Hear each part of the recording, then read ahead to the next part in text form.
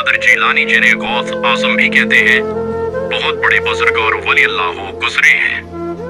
आपकी सारी जिंदगी तबलीग व इरशाद इस्लाम में गुजरी। बेशुमार लोगों ने आपसे रूहानी फैज़ हासिल किया। आज भी दुनिया आपकी तालीमात से फैज़याब हो रही है। आपको बचपन से ही इल्म हासिल करने का बेपनाह शौक था।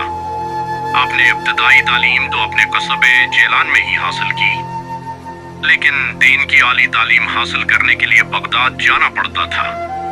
इस जमाने में गाड़ियां और मोटर कारें न थीं, इसलिए लोग काफिलों की सूरत में पैदल सफर करते थे। चनांचा आपकी वालदा ने आपको भी बगदाद जाने वाले एक काफिले के हमरा रवाना कर दिया। सफर पे रवाना होने से पहले आपकी वालदा ने आपको कुछ खुराक और 40 अशरफियां गुज़र औकात के लिए दी। जारी है, आपकी वालदा ने ये अशरफियां आपकी कमीज की तह में सी दें ताकि महफूज रहे, और चलते वक्त आपको खास तौर पर ये नसीहत की कि बेटा, हमेशा सच बोलना और झूठ के करीब न जाना।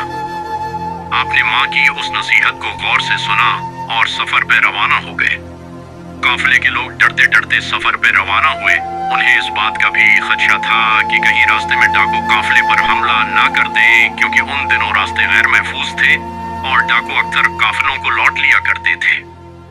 आखिर वही हुआ जिस बात का डर था। काफिले ने अभी सफर की 2 मंजिलें ही तय की थीं कि डाकुओं के एक गिरोह ने रात की तारीकी में उस पर हमला कर दिया। तमाम काफिले में अफरा तफरी और भगदड़ मच गई और डाकुओं ने अहल काफिला को खूब लौटा। एक डाकू शेख अब्दुल कादर जीलानी के पास आया और कहने लगा, लड़के, तेरे पास क्या है? जवाब दिया, मेरे पास 40 अशरफियां हैं जो मेरी कमीज की तह में सली हुई हैं।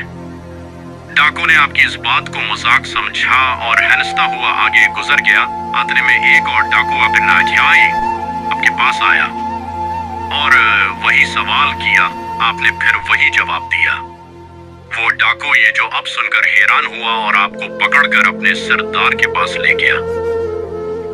डाकू के सरदार ने ताज्जुब से आपको देखा और पूछा, लड़के, सचमुच बता, तेरे पास क्या है? आपने वही बात दोहराई। आपकी ये बात सुनकर सरदार की हैरत की इंतहा न रही। आपने अपनी कमीज की तह को खोला तो पूरी 40 अशरफियां जमीन पर गिर पड़ी। अशरफियां देखकर सरदार की आंखें हैरत से खुली की खुली रह गईं। उसने आपसे मुखातब होकर कहा, इसे लड़के, तूने सच बोलकर अपना राज क्यों फाश कर दिया? हालांकि तो आसानी से अपनी अशरफियां बचा सकता था। आपने जवाब दिया, मेरी माँ ने मुझे नसीहत की थी कि बेटा, हमेशा सच बोलना। मैंने अपनी माँ की नसीहत पर अमल किया है।